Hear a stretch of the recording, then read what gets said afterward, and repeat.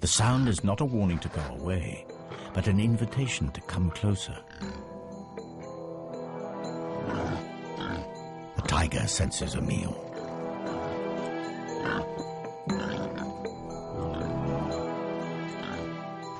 But he is a cautious hunter. The dragon tries a subtle change of pitch. The prey sounds distressed. An injury, perhaps?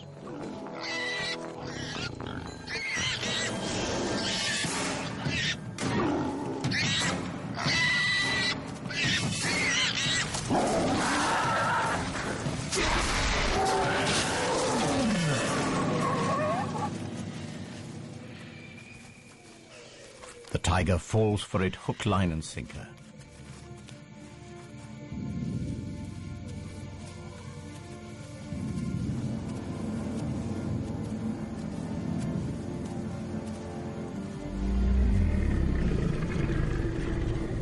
One less rival, one more meal.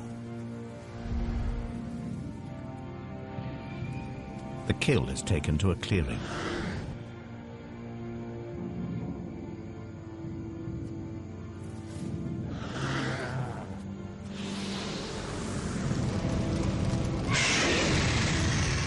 The forest dragon has adapted its ancient weapon into a culinary tool.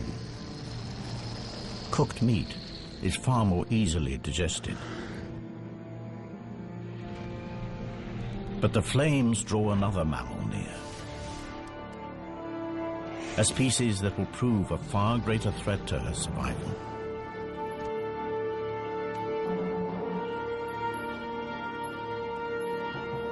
I came here to expose a hoax, and suddenly a whole reptile family is coming to life. What a family. Of all the prehistoric giants, only yours survived the KT catastrophe. And you weren't the only dragon. Seems there was a forest-dwelling Asian dragon, a sea dragon too, just like the myths. Could there have been others? I need more time. The helicopter will be with us any minute, and soon we'll be heading back to England. And once this thing's back in the museum, I won't get a look in.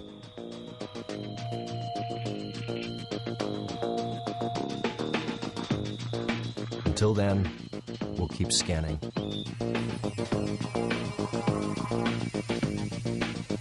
You need to look at this.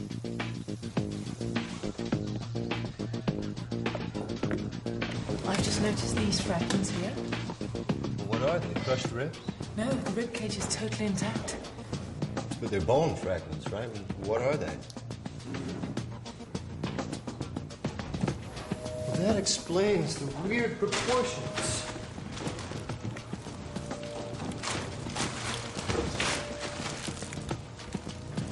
Of course. It's got 4 legs. And 2 wings. 6 limbs. No vertebrate that ever lived has 6 limbs.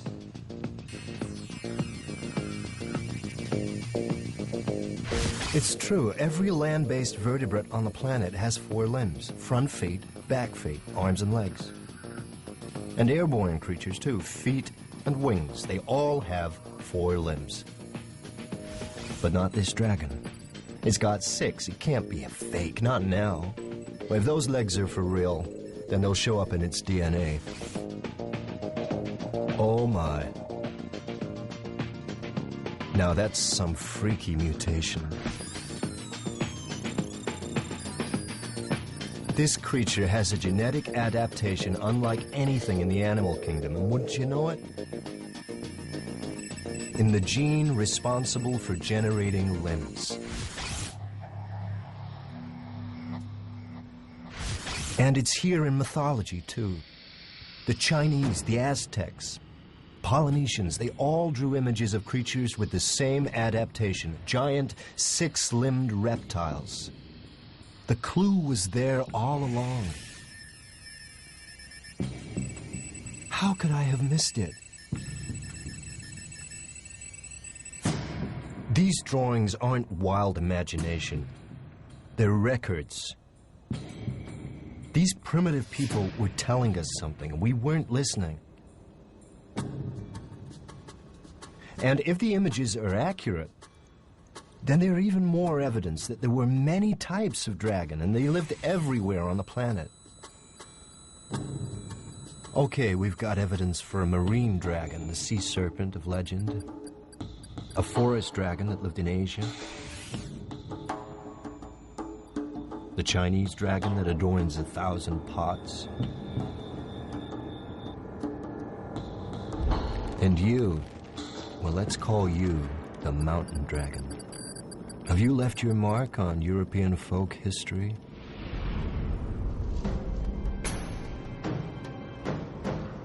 Romania, dragon iconography. Here you are, recorded in stained glass.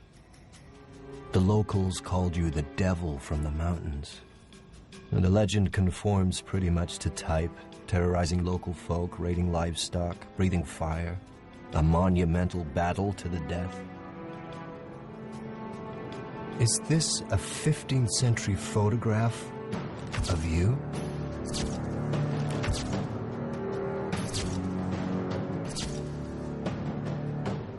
So the local farmers gave you a name, the Mountain Devil. And what kind of devil were you? We're down to the wire. They'll be moving the body out any minute, and I'll have to leave with it. One last check. Could we have missed something? What's that in the heart? It's something embedded in the right atrium. That's not organic matter.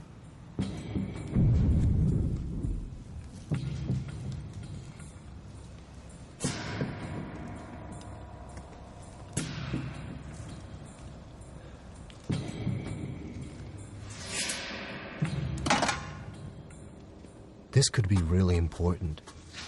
Unequivocal evidence that dragons and humans were at war.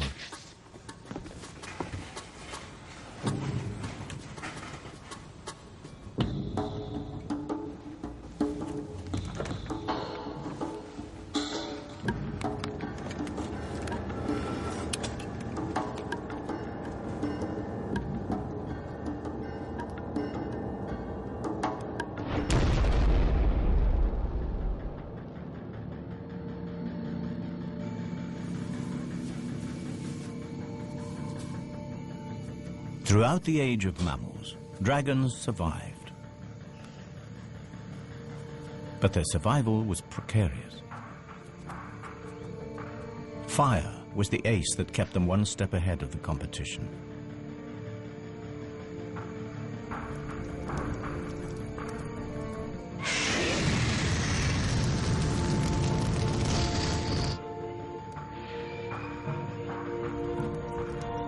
But in time, a new mammal emerged, small, vulnerable, but supremely intelligent.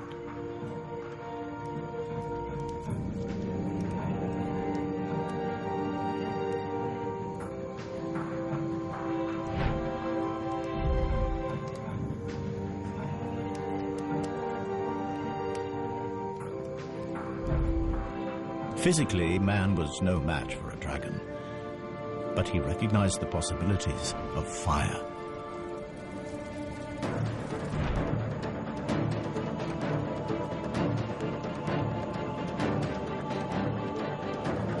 With fire, mankind could clear forests for farmland, mold metal into savage weapons.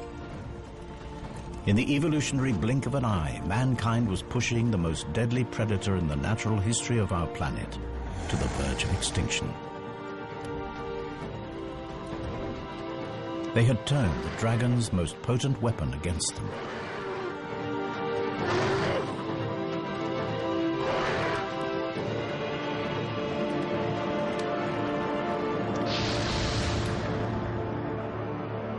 The stories of these epic battles were recorded in folklore around the world, culminating here in Romania.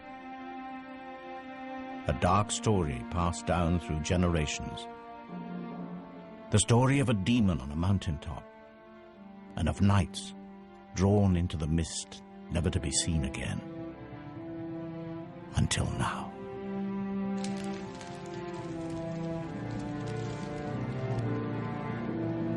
Humans and dragons, mortal enemies. If these knights went looking for a dragon, it looks like they found one. This isn't ice damage, this is carbonization. These men were burned alive by a dragon for sure, but not ours. Our dragon never breathed fire.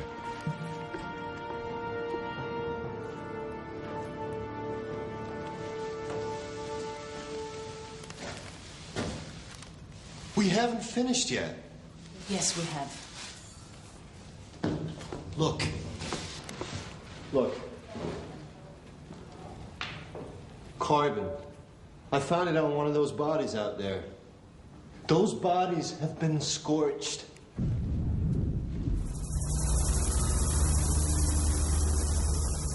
They're right, of course. It's the find of the century, and we can't risk it turning to mush. But the mountains are calling me.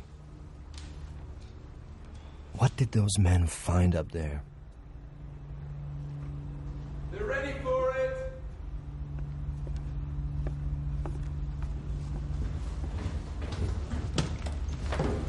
This section here. Am I misreading this? Is this a reproductive system? These are oviducts, right? Small ovaries. The female. Yet there's no evidence of follicular activity. The reproductive tract is immature. It's a juvenile. It's a baby. That clinched it. The creature in the autopsy room was a baby.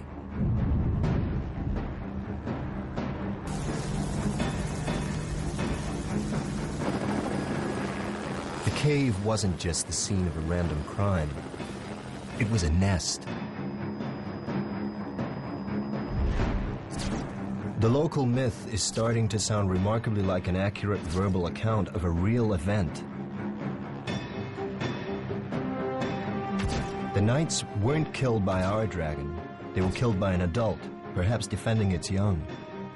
A dragon corpse can tell us how their bodies worked, but a nest can tell us so much more, how they lived. My guess, up in those mountains, we'll find evidence for a dragon family. Tanner is about to unravel a medieval tragedy. It is the 15th century, and a mountain dragon is under threat.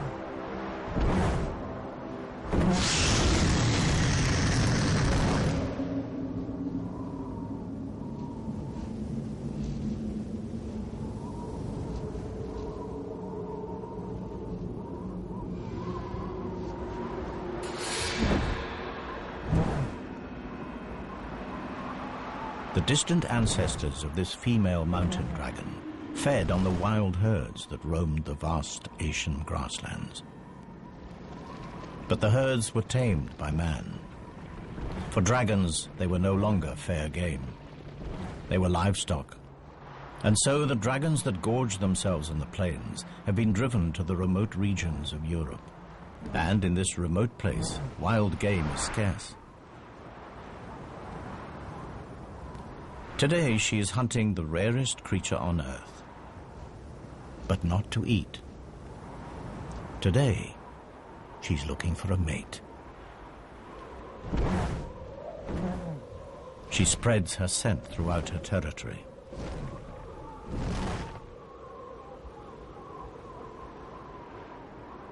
Strong winds carry the pheromones south.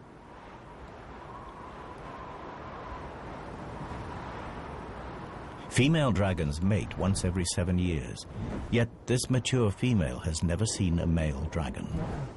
Nevertheless, every year when she comes into season, instinct commands her to play out the rituals of attraction. Her season is almost finished, and the window will close for another year.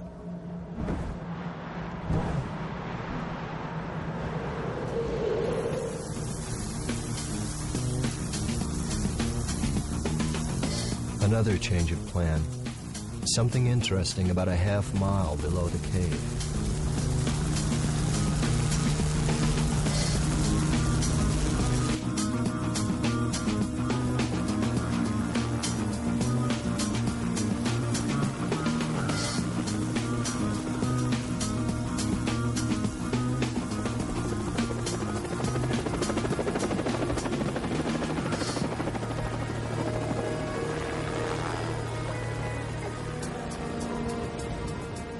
The melting snow has revealed unusual features on the rock.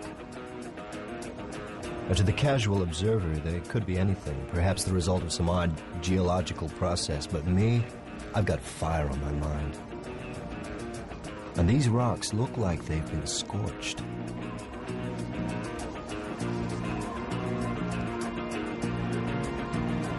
No, don't worry about samples.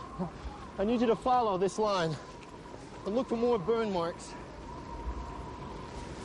And tread carefully, watch for hidden crevasses.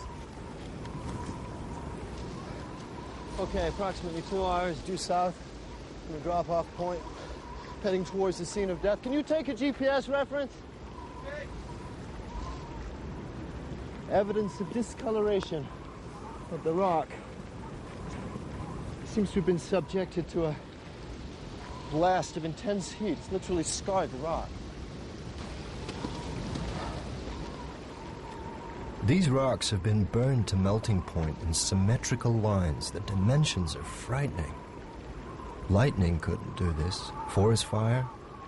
It's not likely. We're halfway up a mountain at the edge of a glacier. The lair is nearby. Was there some kind of fight?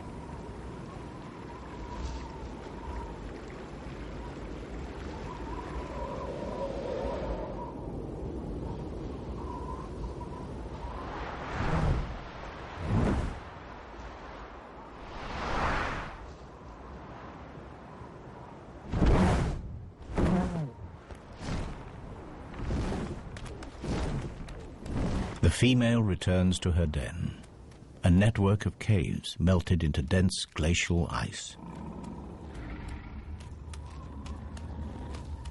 Despite the cold temperatures outside, in here the temperature is relatively warm.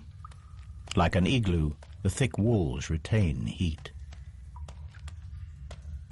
But the mountain dragon has another line of defense against the cold.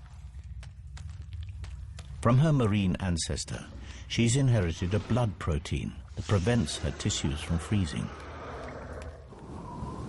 It has proved vital to her species as they are forced into increasingly inhospitable habitats. Soon it will be autumn, and her metabolism will slow as she prepares to hibernate through the bitter winter.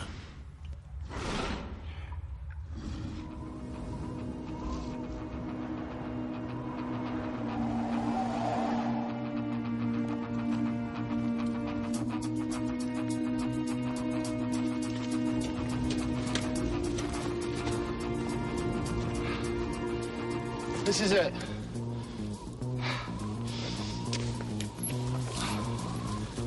Why would you choose such a remote, inhospitable place to live? Come on.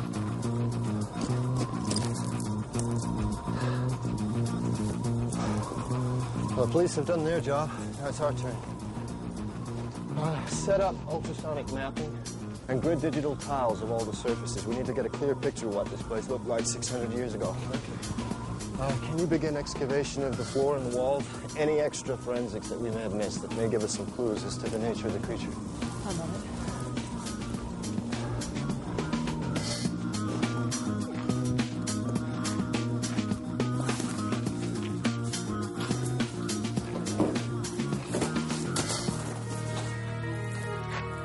So this was where they found you.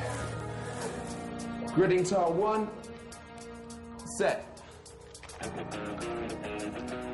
The laser scanner will help us build a map of this place, and then we can accurately record the position of everything that we find. Any mapping results yet?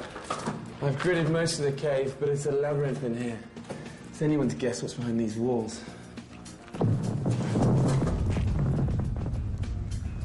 Glacial movement.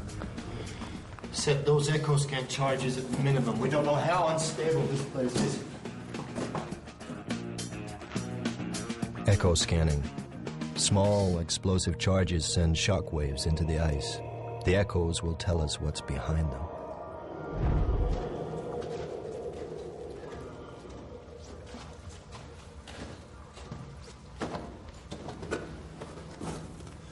What is it? I'm not sure. I know what this is. Dragon poop. Looks like organic matter. It's beautifully preserved. Good work. Okay, bag it.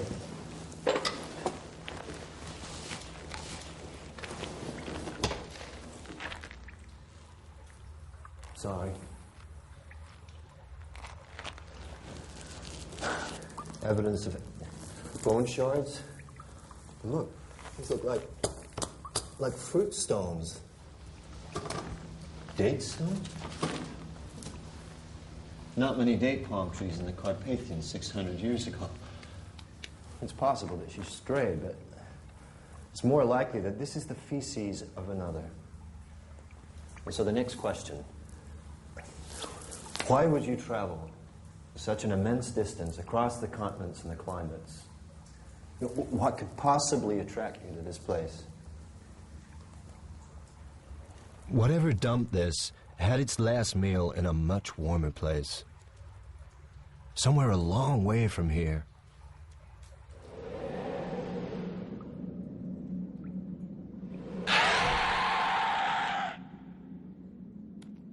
The female's curiosity is aroused.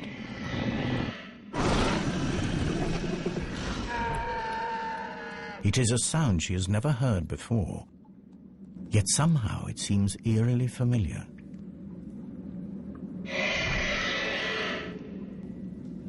She is compelled to investigate.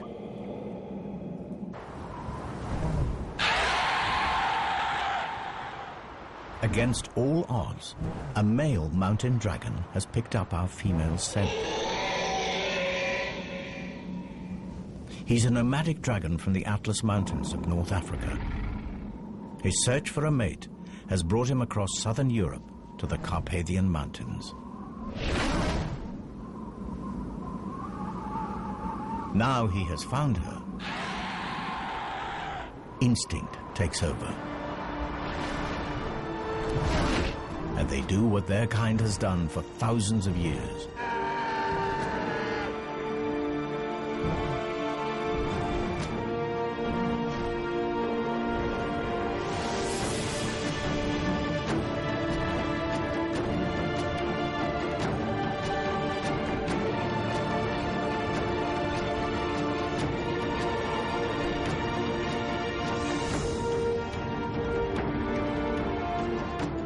It is a courtship ritual that is as perilous as it is spectacular.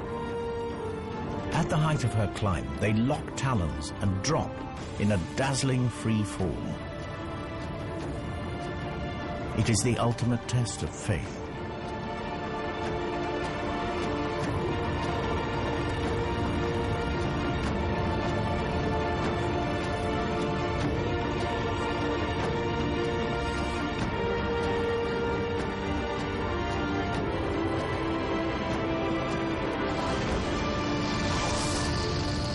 The scorches in the mountain rock serve as mute testimony to a spectacular and successful dragon mating, and a species on the verge of extinction that finds hope in a new generation.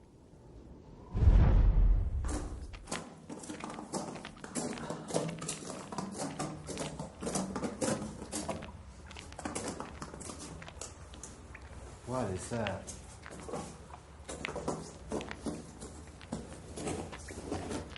The initial investigation team must have had a lot on their minds. They sure overlooked this.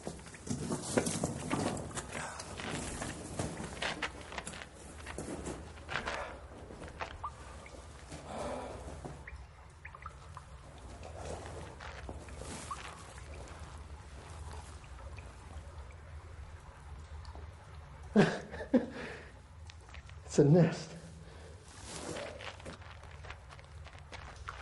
Judging from the size and shape of the calcified fragments and the curvature, I think it's safe to say that this egg was of considerable size. And given the fairly limited number of fragments, I think it's safe to say that only one egg would have been incubated at any one. Oh my God.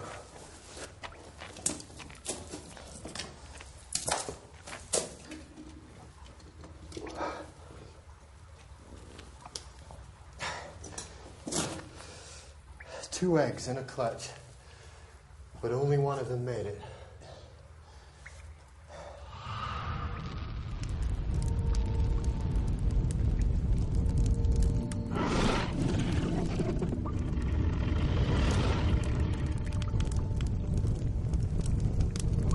Crocodiles bury their eggs in active compost to keep them warm.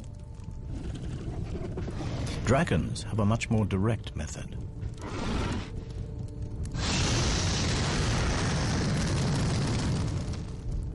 The eggshells have heat-resistant properties that can withstand intense temperatures.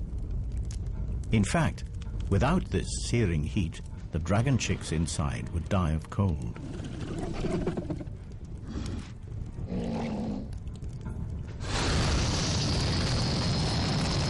The rocks shield the eggs from the direct blast, but they also retain heat, releasing it over a long period and keeping the temperatures inside the nest stable.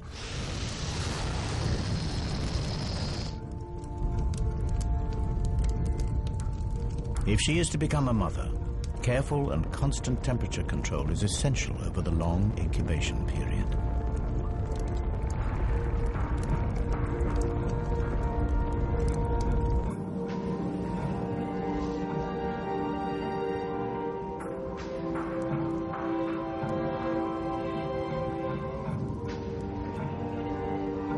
Her mate returns from hunting. He has been unsuccessful again.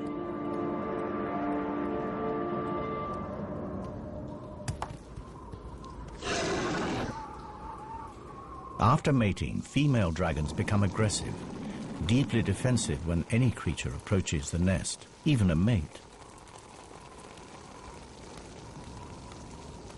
In order to placate her for the lack of food, he brings a gift.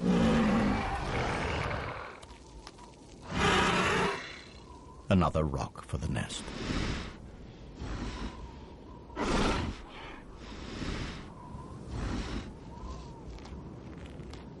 The male is now clear to enter the cave. The female will take her turn to hunt.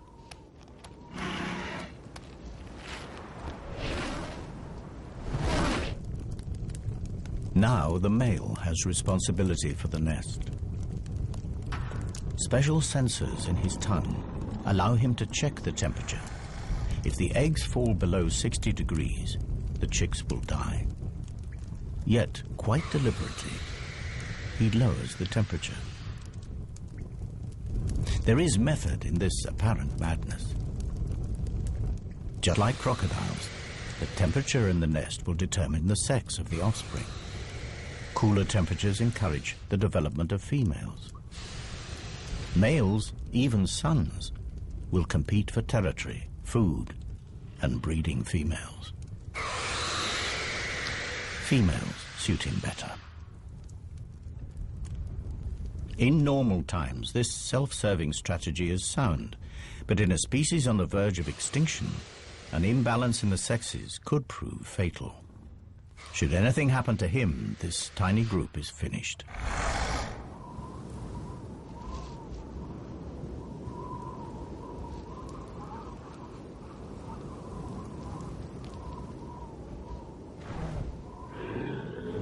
The female returns empty-handed from another hunt. The male is not at his post.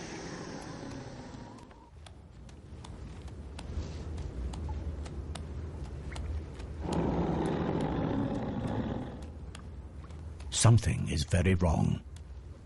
The male has let the incubation temperature drop dangerously low.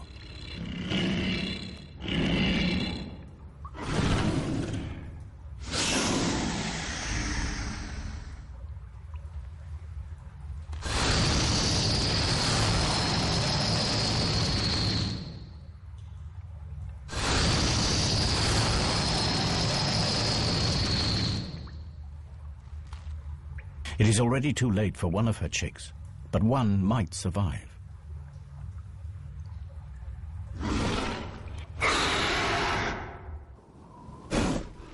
The male senses trouble and makes his escape.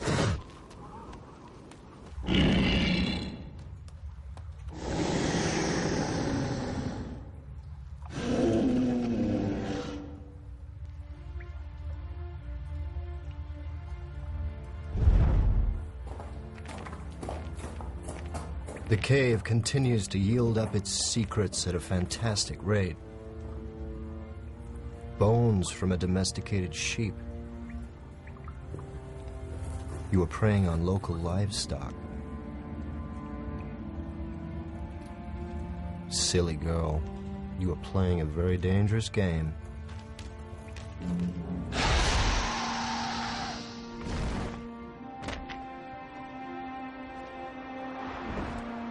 The female has taken to raiding livestock for food. She has good reason. This is her daughter. And her survival is the most important thing now. But by stealing from farms, she risks provoking the locals and placing her daughter in danger.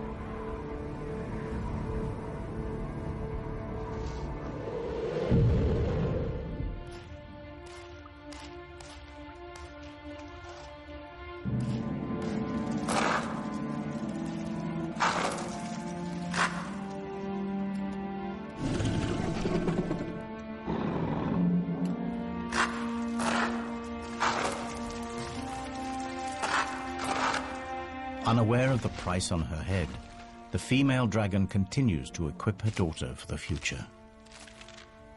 She is passing on the secret of fire.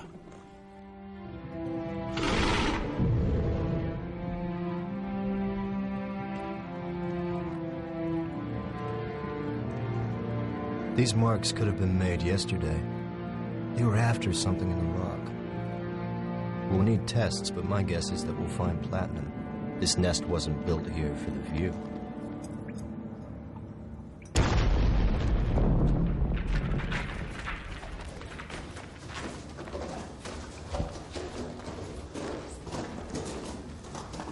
I've got the results through. Yes, look, one chamber through here. There's a second chamber behind us here. And there's a third chamber right over there. 3 chambers.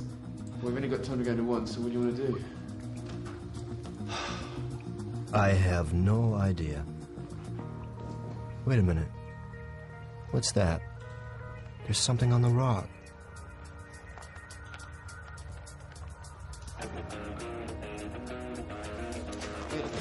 Stand here. Stand here. With your arm. This arm. Just stay there. Just don't move. No, keep your arms out.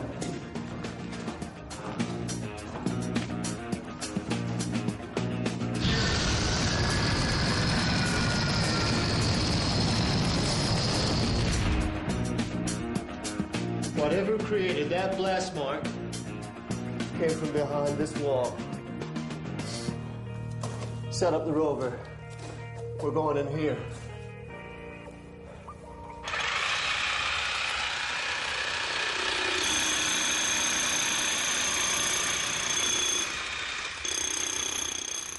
The ROV, Remote Operated Vehicle. One of the latest additions to the paleontologist arsenal. The small camera can scoot through the tightest holes to send back pictures.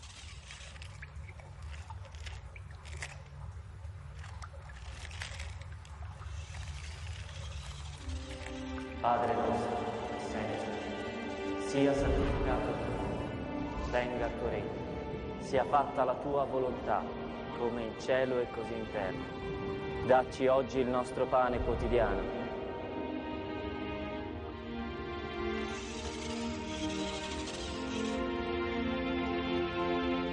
E rimetti a noi le nostre debiti, le nostre colpe, come noi le rimettiamo ai nostri debitori.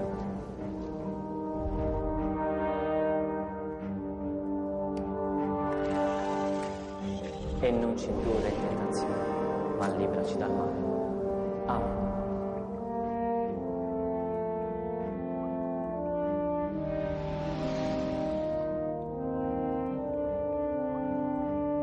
We gotta get in there.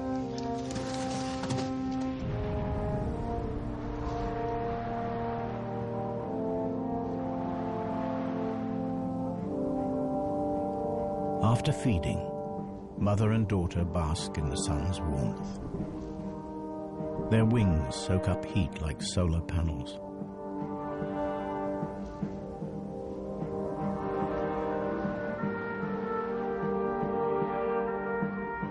In a rare moment of intimacy, they lie together and share body warmth. Soon the mother will have to hunt, and her daughter will be left unguarded.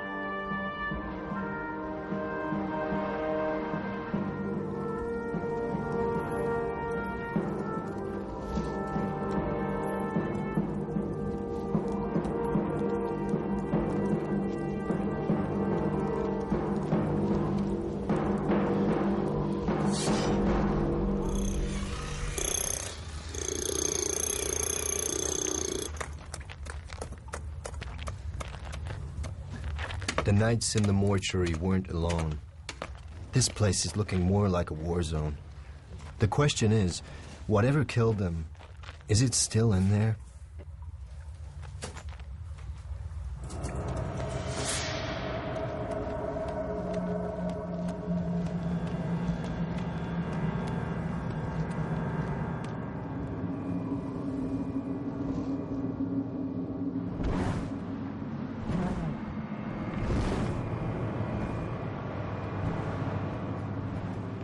With summer drawing to a close, the dragon is desperate to fatten herself and her baby before they hibernate. And in her desperation, she has all but cleared the local farms of livestock.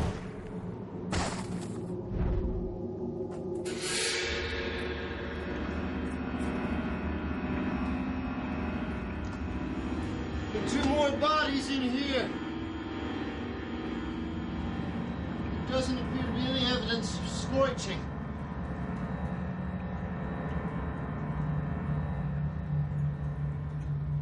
I'm getting closer. I know it. Where are you? Wait, there's another passage. I'm going through here.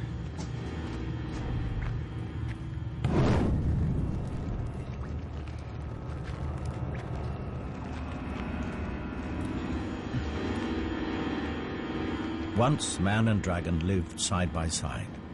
Dragons were respected, even worshipped. Now they are hunted like vermin. Man has driven dragons to these remote habitats. Now even here, they are not safe.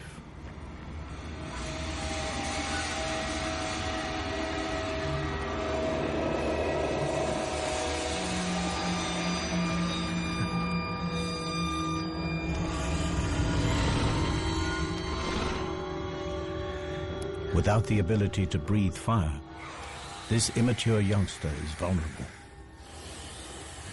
But her assassins were reared on stories about their terrifying weaponry.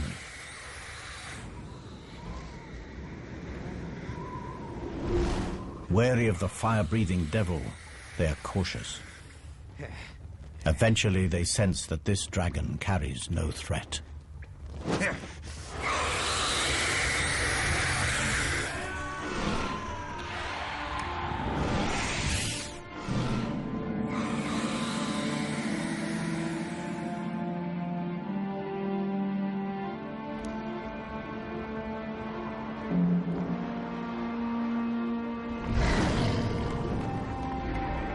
The mother returns.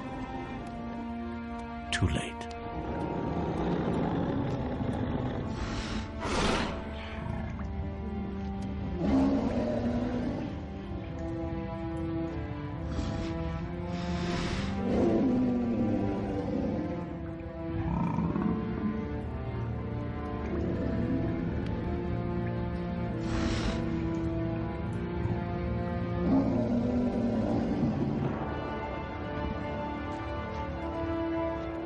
But her grieving will have to wait.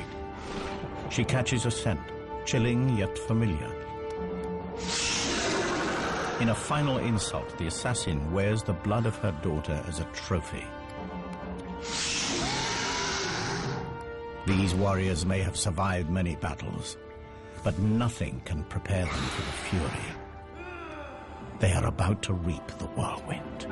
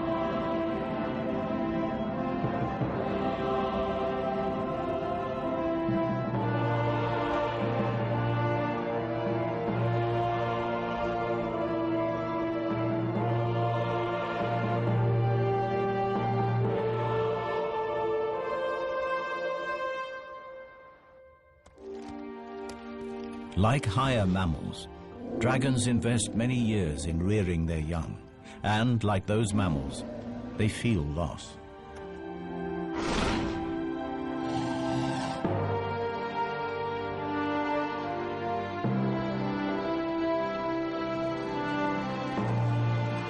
But the trauma of her daughter's death has brought the female dragon into season. She may still be mourning, but her body knows that to survive, she must mate again.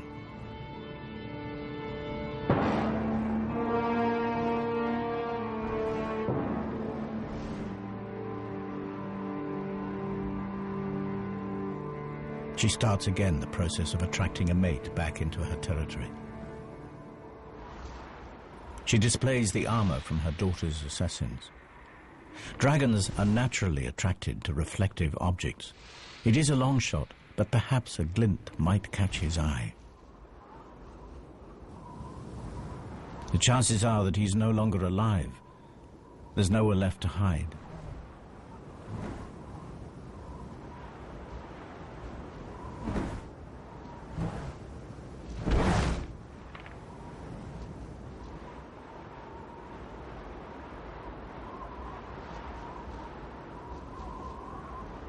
As winter draws in, hibernation beckons.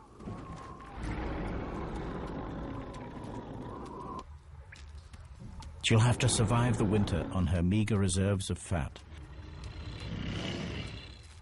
Her body temperature drops dramatically, and she goes into suspended animation. All her usual functions are placed on emergency status, and her hydrogen reserves fall to almost zero. And in this state, she's as vulnerable as her daughter.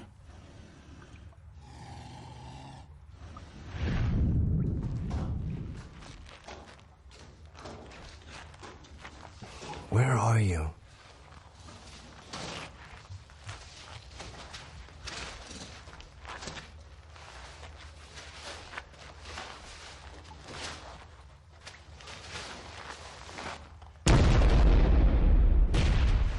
Another body! A spear. A body. It's crushed by something.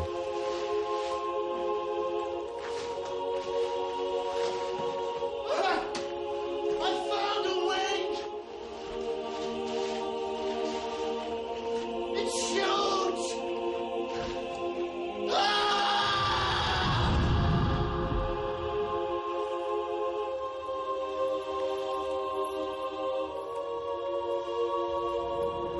The female is woken from her torpor. More men have made the climb to her lair. This time they are better prepared. Mercenaries paid by the local farmers to settle a score.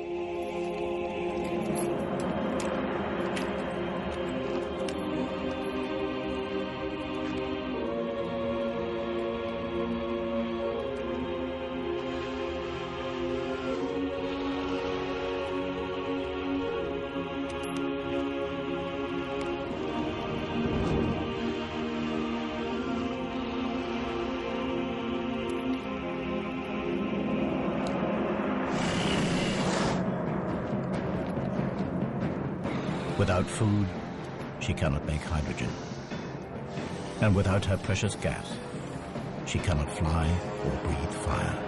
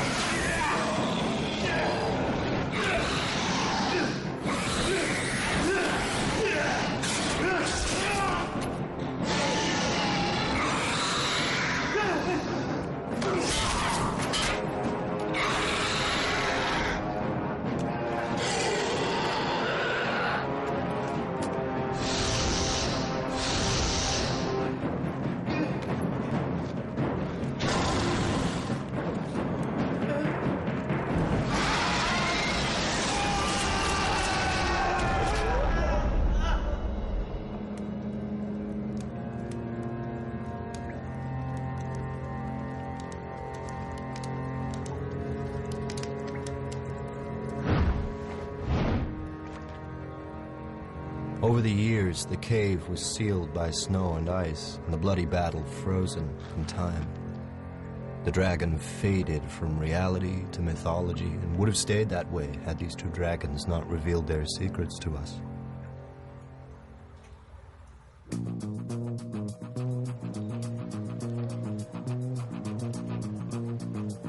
I left the museum with my reputation in pieces. I return with the story to end all stories, and evidence that will rewrite natural history.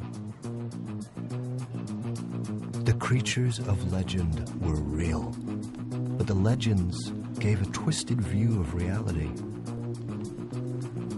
I fill my colleagues in about the fantastic family that we have unearthed. A group of animals that lived alongside the dinosaurs, that escaped annihilation by going underwater, that re-emerged all over the globe, claiming forests and conquering mountains.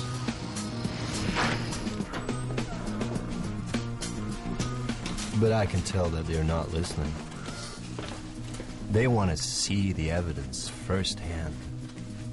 And who can blame them? This way. And goggles on, please.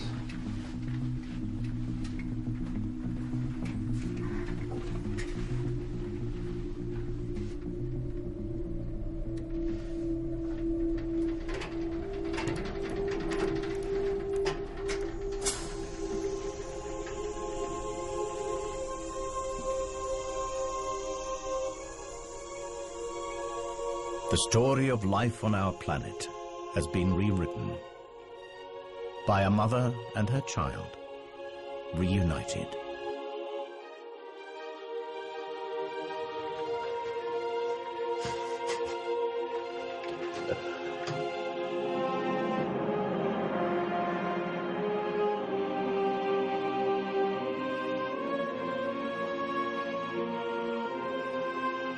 And that's what we have here, the last of a legendary line.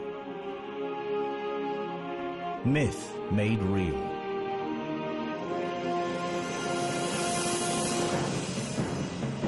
The myth of a sheep stealer.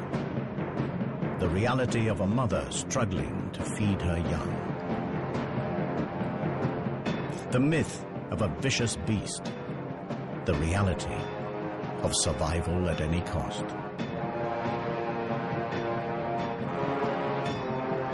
The myth of knights that climbed a mountain to slay a dragon. The reality, persecution and extinction.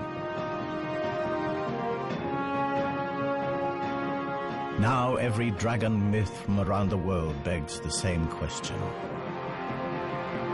Were they real too? And the most important question of them all, were these really the last dragons?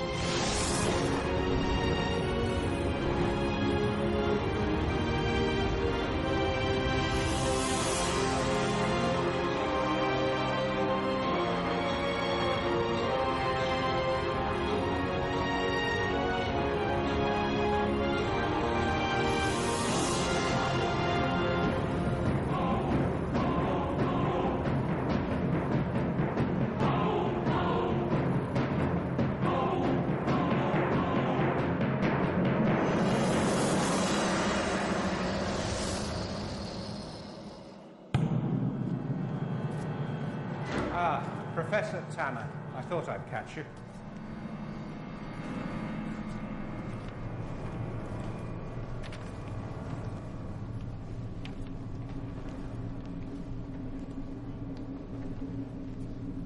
These were taken 2 months ago.